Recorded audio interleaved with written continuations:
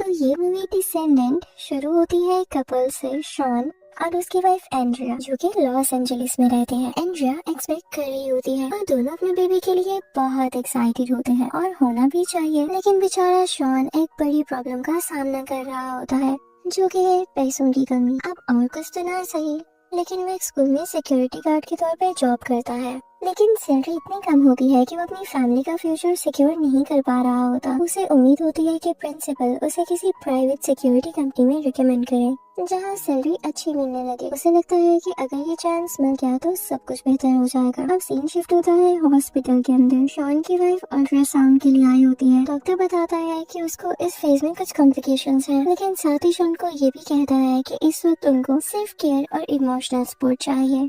यहाँ से ये क्लियर हो जाता है कि शॉन अपनी जिम्मेदारी को कितना सीरियस लेता है। उसका सबसे बड़ा कंसर्न ये होता है कि वो अपने बच्चे के लिए एक सिक्योर लाइफ बना सके। उसकी वाइफ भी जॉब करती है, लेकिन शॉन चाहता है कि एक दिन वो इतना कामयाब हो कि उसके बीवी को कोई भी काम ना करना पड़े। इतनी सारी स्ट्रगल्स करने के बावजूद और इतनी सारी ओवर थिंकिंग के बावजूद भी उनका रिश्ता काफी मजबूत होता है।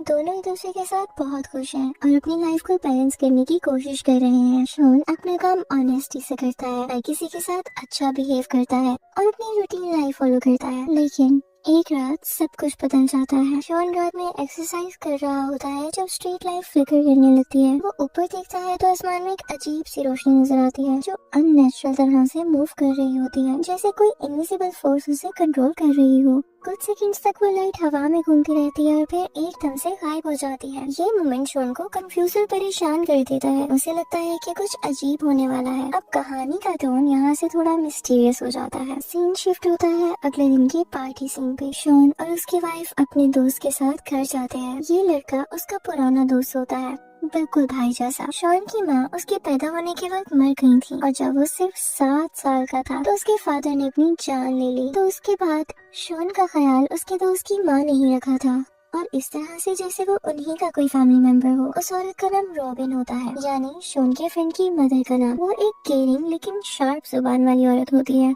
उसको हर एक की बातें जानने का बहुत शौक होता है। अब पार्टी के दरमियान में वो शॉन से उसकी फाइनेंशियल हालत के बारे में पूछती है। वो उसे कुछ हेल्प की भी ऑफर करती है, लेकिन शॉन मदद लेने से मना कर देता है। रॉबिन कहती है कि उसके फादर भी ब्रिलियंट थे, लेकिन पैसों के मामले में हमेशा स्ट्रगल करते रहते थे और ये प्रॉब्लम शायद उनकी फैमिली में ही चलती आ रही है। थोड़ी देर बाद शॉन का फ्रेंड उसको बेसमेंट में ले जाता है कुछ पर्सनल बात करने के लिए। अब वो उसे मजाक में कहने लगता है कि क्या तुम श्योर हो अपने बेबी के लिए? तुम्हें लगता है कि तुम रेडी हो? कहीं बाद में तुम्हें पछताना न पड़े। तो शॉन उससे कहता है कि यार अब 7 महीने बाद वापस मुड़ना पॉसिबल तो नहीं है ना। उसके बाद शॉन का दोस्त एक पुरानी याद शेयर करता है। हाई स्कूल के कैंपिंग ट्रिप में एक डियर फेंस में फंस जाता है। जब सब लोग भाग जाते हैं, शॉन डियर के पास जाके उसे काम करता है और उसे फ्री कर देता है। शॉन का फ्रेंड उसे कहता है कि तुम्हारे पास तो एक मैजिक टच है, तुम जरूर अच्छे बाप बनोगे। शॉन कहता है काश मुझे अब भी वही कॉन्फिडेंस होता। उस वक्त शॉन बेसमेंट में कुछ गन्स देखता है। शॉन का फ्रेंड बताता है कि ये गन्स उसकी वाइफ के वालिद की थी, यानी उनके फादर की थी। शॉन मजाक में कहता है कि उसे भी गन लेनी चाहिए। शॉन का फ्रेंड मना करता है और कहता है कि बेबी आने वाला है, तुम्हें किसी और प्रोटेक्शन की जरूरत नहीं है, तुम तो खुद अपनी फैमिली के लिए प्रोटेक्शन बनोगे, देखना। अब उस रात जब वो घर जा रहे होते हैं, शॉन को उसके बॉस का मैसेज मिलता है कि स्कूल के सिक्योरिटी सिस्टम में प्रॉब्लम है। वो अपनी वाइफ को घर ड्रॉप करता है और मैसेज भेजता है कि वो लेट आएगा, इसलिए उसका वेट ना करें।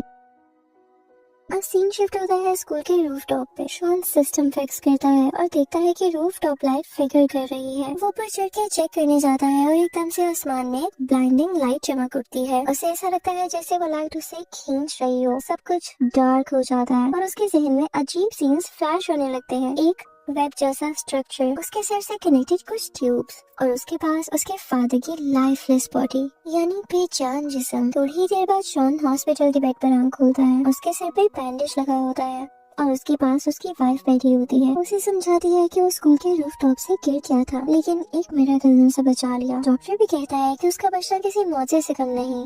अब उसे कुछ दिन रेस्ट करने को कहा जाता है। कुछ दिन गुजर जाते हैं और अब शॉन फाइनली घर आता है। उसकी बीवी उसे डांटती है कि तुमने एक बल्ब की खातिर अपनी जान रिस्क में डाल दी। वो कहती है कि मुझे और हमारे बेबी को तुम सेफ चाहिए हो। शॉन वादा करता है कि वो ज्यादा एहतियात से काम करेगा, लेकिन जैसे जैसे वो रिकवर करता है उसे कुछ नया महसूस होने लगता है। उसके अंदर जैसे कोई नई एबिलिटी एक्टिवेट हो गई हो। पहले वो ड्राइंग में बिल्कुल वीक था, लेकिन अब उसके हाथ से डिटेल स्केचेस और पेंटिंग्स निकलती हैं। जैसे उसके अंदर कोई छुपा हुआ टैलेंट जाग गया हो। इसके साथ ही एक और चीज शुरू होती है, हेलुसिनेशंस, यानी उसे वो चीजें नजर आने लगती है जिनका रियलिटी से कोई ताल्लुक नहीं होता। एक सुबह जब उसकी वाइफ घर से निकलती है तो वो देखता है कि एक इनविजिबल फोर्स उसे अंधेरे में खींच रही है। और फिर एक ही सेकंड में सब कुछ नॉर्मल भी हो जाता है, जैसे ये सिर्फ एक ख्वाब था। फिर हम नेक्स्ट डे शॉन को हॉस्पिटल के अंदर देखते हैं, जो कि वेटिंग एरिया में बैठा होता है। जब स्क्रीन पे उसे अपनी वाइफ नजर आती है जो कि दर्द में चिल्ला रही होती है, तो वो पैनिक में उठता है और बाहर भागता है। बाहर उसे एक बेंच पे खुद अपनी ही जैसी शक्ल वाला आदमी बैठा हुआ दिखाई देता है, सेम टू सेम उसका ही रिफ्लेक्शन, लेकिन थका हुआ, बीमार और कंफ्यूज्ड। अब यहाँ से स्टोरी और डिस्टर्बिंग बनने लगती है। शॉन का रियलिटी से कनेक्शन आहिस्ता आहिस्ता टूटने लगता है। उसकी सेंसेस अब नॉर्मल हो जाते हैं। वो दूर की आवाजें भी सुन लेता है और हर वक्त कुछ न कुछ स्केच करता रहता है, जैसे उसके हाथ अपने आप मूव हो रहे हों। डॉक्टर्स उसके टेस्ट भी करते हैं, लेकिन कुछ भी अब नॉर्मल नहीं मिलता। सब कुछ नॉर्मल लगता है, लेकिन शॉन अंदर से जानता है कि कुछ तो गलत हो रहा है। उसे लगता है कि जैसे वो किसी और जगह में फंसा हुआ है और अपने आप को वापस लाने की कोशिश कर रहा है। वो इंसिडेंट जो स्कूल के रूफटॉप पे हुआ था, अब उसे एक नॉर्मल गिरना नहीं लगता। उसे शक होता है कि शायद वो किसी और दुनिया या किसी एलियन फोर्स का हिस्सा बन गया था। स्टोरी अब यहाँ पे कुछ डार्क टर्न लेती है। हर सीन के साथ कंफ्यूजन बढ़ रही है, क्या ये सिर्फ रियलिटी है या शॉन के दिमाग का इल्यूजन, कुछ पता नहीं चलता। सीन शिफ्ट होता है डॉक्टर के ऑफिस के अंदर। शॉन अपने स्केचेस लेकर आता है और डॉक्टर को दिखाता है। हर ड्राइंग ही अजीब सी होती है, उनके शेप्स और फिगर्स एक अलग वर्ल्ड जैसे लगते हैं। शॉन डॉक्टर को बताता है कि उसे अक्सर अजीब विजन्स दिखते हैं और तो और उसके सुनने की एबिलिटी भी बढ़ गई है, यानी हियरिंग सेंस। डॉक्टर इस सब का कोई साइंटिफिक रीजन नहीं दे सकता, लेकिन वो शॉन को एनकरेज करता है कि ड्राइंग कंटिन्यू रखे। डॉक्टर कहता है कि हो सकता है कि उसका माइंड कुछ कम्युनिकेट करने की कोशिश कर रहा हो। साथ ही वो सजेस्ट करता है कि शॉन एक साइकियाट्रिस्ट से भी मिले ताकि उसके मेंटल स्टेट को समझा जा सके। फिलहाल वो कोई भी मेडिसिन प्रिस्क्राइब नहीं कर सकता। सीन शिफ्ट होता है शॉन के घर पे।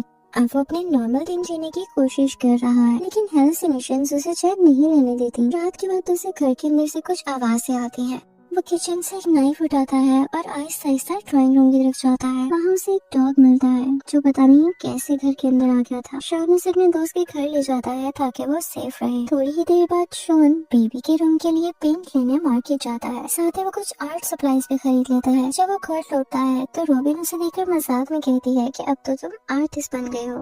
लेकिन शॉन के लिए ये मजाक नहीं होता, क्योंकि अब उसके सेंसेस इतने शार्प हो गए हैं कि वह दूर से भी लोगों की बातें सुन सकता है।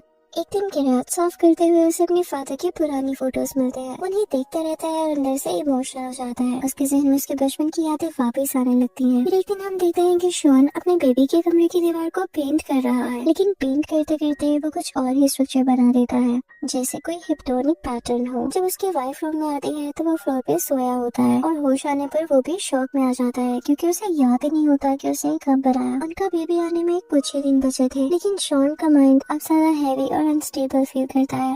कभी उसके सेंसेस एक्सट्रीम लेवल पे चले जाते हैं और कभी बिल्कुल ही डल हो जाते हैं। एक रात दोनों पार्टी में जा रहे होते हैं। वहाँ शॉन को और भी डिस्टर्बिंग चीजें नजर आने लगती हैं। उसे एक आदमी दूर से घूरता हुआ दिखता है और जब वो ध्यान से देखता है तो उसे लगता है जैसे वो आदमी कोई और नहीं बल्कि उसका दूसरा ही वर्जन हो। वो सोच में खड़ा रहता है। जब वो उसका दूसरा वर्जन अपनी आंखें खोलता है जो कि बिल्कुल अननेचुरल लग रही होती है, तो शॉन काफी हैरान हो जाता है। अगले ही मोमेंट सब लोग नॉर्मल दिखने लगते हैं, लेकिन शॉन का दिमाग हिल चुका होता है। कुछ देर बाद उसकी वाइफ उसे देखती है कि वो रोड के साइड पे बैठा हुआ है, जहाँ उसके नाक से खून निकल रहा होता है। उसे समझ नहीं आता कि ये सब कैसे हो गया। और उसी रात शॉन नींद में उठता है और देखता है कि उसके हाथ पे एक छोटी सी चोट लगी हुई है। वो उसे स्क्रैच करता रहता है, यहाँ तक कि जब तक उससे खून निकलना नहीं शुरू हो जाता। उसके बाद उसे अपनी शक्ल शीशे में भी बहुत अजीब लगती है। अब शॉन पूरी तरह से ब्रेकडाउन के करीब होता है और रियलिटी और इल्यूशंस के बीच बंधा है। वो अपनी वाइफ से कहता है कि मुझे तो तुम्हारा प्रोटेक्टर बनना था, पर मुझे लगता है कि मैं तुम्हारे लिए बोझ बन के रह गया हूँ। मुझे ऐसा लगता है कि जैसे मुझे कोई रोक रहा है। उसकी वाइफ उसे बताती है कि ये सब तुम्हारे माइंड का इफेक्ट है और ऐसे नेगेटिव सोचों से दूर रहो। फिर हम देखते हैं कि शॉन अपने फ्रेंड के घर पे जाता है और उसे गन मांगता है। उसका दोस्त उसे गन देने से मना कर देता है और कहता है कि ये गलत आइडिया है, लेकिन शॉन नहीं मानता। उसे लगता है कि कुछ उनके खिलाफ आने वाला है और उसे अपनी फैमिली को प्रोटेक्ट करना होगा। फिर एक दिन जब वो बिल्डिंग के पास पोस्टर चिपका रहा होता है तो उसे अंदर से बेबी के रोने की आवाज आती है। वो फौरन से अंदर भाग कर जाता है, लेकिन जब अंदर जाकर देखता है तो वहाँ कोई भी नहीं होता। अब Shaun regularly psychiatrist sessions attend कर रहा है और डॉक्टर से पूछता है कि उसके साथ क्या हो रहा है, जिस पर उसे पता चलता है कि उसे एक सिंड्रोम है, एक ऐसी रेयर कंडीशन जिससे हेड इंजरी के बाद इंसान के अंदर एक्स्ट्रा ऑर्डिनरी टैलेंट एक्टिव हो जाते हैं। डॉक्टर समझाता है कि कभी कभी ब्रेन इंजरी के बाद सेरोटोनिन नई कनेक्शंस बनाता है, जिसकी वजह से हिडन एबिलिटीज अनलॉक हो जाती है। ये अनयूजुअल जरूर है, लेकिन इसमें हैरत वाली कोई बात नहीं है और न ही ये डेंजरस है। लेकिन शॉन अंदर से कुछ और सोच रहा होता है। उसे लगता है कि ये सब एलियन इंटरफेरेंस का ही रिजल्ट है। टाइम जैसे जैसे गुजरता है उसके साथ उसका गिल्ट बढ़ने लगता है। उसे लगता है कि वो अपनी वाइफ का सही से सपोर्ट नहीं बन पा रहा है और इसी गिल्ट के चक्कर में वो बुलेट्स भी खरीद लेता है। अगले दिन उसकी वाइफ उस गन को ढूंढ लेती है और उस पर गुस्सा करती है। वो कहती है कि हमारा बेबी आने ही वाला है और आपने घर में गन्स रखी हुई हैं। आपको मालूम है कि घर में गन रखना सेफ नहीं है। लेकिन शॉन उसकी बात सुनने की बजाय गन्स को उठाकर छुपा देता है अपनी गाड़ी में। फिर सीन शिफ्ट होता है स्कूल के अगले दिन। उसका बॉस कहता है कि स्कूल गेट रात भर ओपन था और दीवार पे कुछ अजीब सी राइटिंग मिली है। बॉस उसे कहता है कि सॉरी, अब वो उसकी प्रमोशन के बारे में तो नहीं सोच रहा, लेकिन उसकी करंट जॉब वो रख सकता है। शॉन की ड्राइंग्स वक्त के साथ साथ और डिस्टर्बिंग होने लगती है। टॉल एलियन फिगर्स, खाली आंखों वाले क्रिएचर्स और अजीब लैंडस्केप जैसे कोई डेजर्ट वर्ल्ड हो। हर स्केच जैसे एक कोडेड मैप लगता है, जैसे वो किसी जगह वापस जाना चाहता हो। उसकी वाइफ ये सब देखती है और रो कर पूछती है कि ये इमेजेस क्या कहना चाहती है, इनका मतलब क्या है। लेकिन शॉन के पास कोई जवाब नहीं होता। इनफैक्ट उसे खुद समझ नहीं आ रहा होता कि ये सब क्या सिग्निफाई कर रहा है, यानी इन सब का मतलब क्या है। सीन शिफ्ट होता है कुछ दिन बाद जब शॉन आंसर्स ढूंढने के लिए रॉबिन के घर जाता है। उसे लगता है कि शायद रॉबिन उसके फादर के बारे में कुछ जानती हो। वो उससे पूछता है कि एस्टर क्या है, क्योंकि ये नाम उसके मन में बार बार आ रहा होता है। रॉबिन उसे बताती है कि एस्टर असल में वो टाउन है जहाँ शॉन के फादर रहते थे, उनका चाइल्डहुड होम। लेकिन जैसे ही रॉबिन ने कहती है, शॉन को उसके चेहरे पे एक अजीब सी ट्रांसफॉर्मेशन दिखाई देती है। उसे लगता है जैसे रॉबिन का फेस एलियन जैसा बन गया हो। वो पैनिक में आ जाता है और चिल्लाने लगता है कि तुम लोग इंसान नहीं हो। उसे अपनी बात पे यकीन दिलाने के लिए वो एक नाइफ उठाता है और अपने हाथ पर छुरी चला देता है ताकि ये टेस्ट कर सके कि क्या ये सब रियल है। अब जैसे ही उसके हाथ से खून निकलता है तो वो शॉक में आ जाता है क्योंकि दर्द रियल होता है। रॉबिन उसे बैंडेज करने की कोशिश करती है, लेकिन वो और ज्यादा डिस्टर्ब हो जाता है। अब हम बीच का सीन देखते हैं। शॉन अपने हाथ में गन लेकर चलता है। उसकी सीन में सिर्फ एक ही सोच होती है कि शायद सब कुछ खत्म कर देना ही बेहतर है। लेकिन जब वो समुद्र के किनारे खड़ा होता है तो वो ट्रिगर नहीं दबा पाता। वो गन को दूर फेंक देता है और वापस लौट आता है। जब घर पहुंचता है तो ये देखकर शॉक हो जाता है कि रॉबिन और उसके दोस्त की वाइफ, उसकी वाइफ यानी शॉन की वाइफ के पास होती है। शॉन की वाइफ बेहोश सी होती है। शॉन के दोस्त की वाइफ यानी रॉबिन की डॉटर इन लॉ शॉन पे चिल्लाती है, कहती है कि उसकी वजह से उसकी बीवी इतनी स्ट्रेस में चली गई है और उस वक्त शॉन की वाइफ उसे मिलने से मना कर देती है। इस मोमेंट के बाद शॉन का दिल सा टूट जाता है। वो अपने फ्रेंड के घर रुकता है और कुछ दिन तक वहीं स्टे करता है, लेकिन उसका दिमाग अभी भी रेस्ट नहीं लेता। हर वक्त वो ड्रॉ करता रहता है, पेजेस पे पेजेस भर देता है, अजीब डिजाइन्स और अजीब शेप्स। उसे याद आता है कि डॉक्टर ने कहा था कि ड्राइंग शायद उसके माइंड का हीलिंग प्रोसेस का पार्ट हो।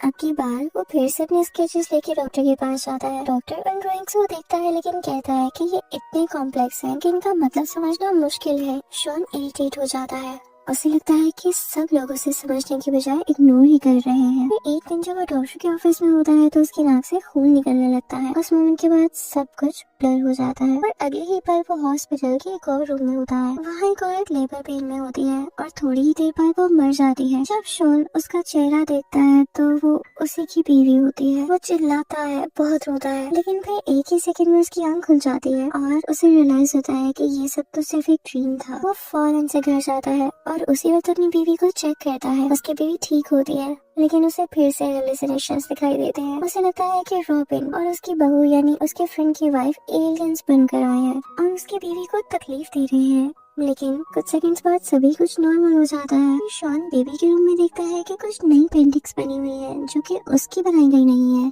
पेंटिंग्स एक जगह का सीन दिखाती हैं, एक टाउन जिसका नाम होता है एस्टर। वो शौक में आ जाता है क्योंकि ये वही नाम था जो उसके दिमाग में बार बार आ रहा था। उसे लगता है कि शायद ये जगह उसके पास से जरूर कहीं ना कहीं जुड़ी है। वो कार लेकर सीधा एस्टर के लिए निकल पड़ता है। जब वो वहाँ पहुँचता है तो उसे हर जगह वही लैंडस्केप नजर आते हैं जो उसने अपनी ड्राइंग्स में बनाए हुए थे। उसे लगता है कि जैसे उसके बचपन की यादें वापस आ गई हों। थोड़ा आगे जाके वो अपना पुराना घर देख लेता है।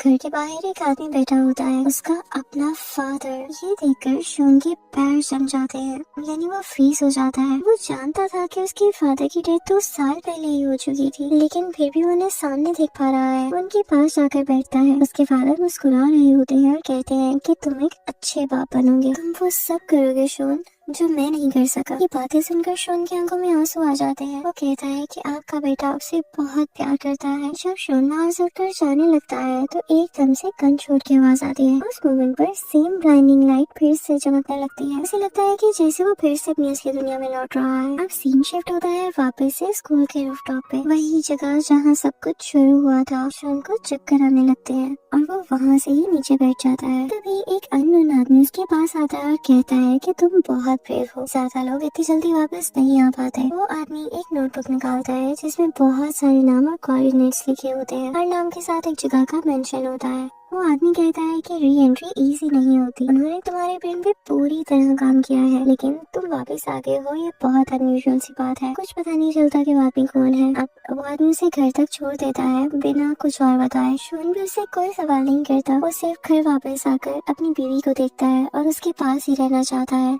जब वो घर आता है तो उसकी प्यारी सी बीवी बेड पे सो रही होती है। उसके पास जाकर लेट जाता है और पहली बार उसके चेहरे पे एक सुकून भरी मुस्कुराहट होती है। ऐसे लगता है जैसे सब कुछ खत्म हो गया हो। लेकिन लास्ट मोमेंट में एक ट्विस्ट आता है। घर के बेडरूम की वॉल पूरी ड्राइंग से भरी होती है, वही स्ट्रेंज सिंबल्स, लैंडस्केप्स और एलियन फिगर्स जो शॉन ने पहले बनाए थे। ये देखकर एक सवाल उठता है, अगर ये सब एक ड्रीम था तो ये ड्राइंग्स वहाँ कैसे आई? ये सवाल यहीं पे एक मिस्ट्री बन के रह जाता है, जिसका जवाब शायद शॉन खुद भी कभी ना समझ पाए। पर इस सीन के साथ कि वो अपनी बीवी के साथ लेट जाता है, मूवी खत्म हो जाती है।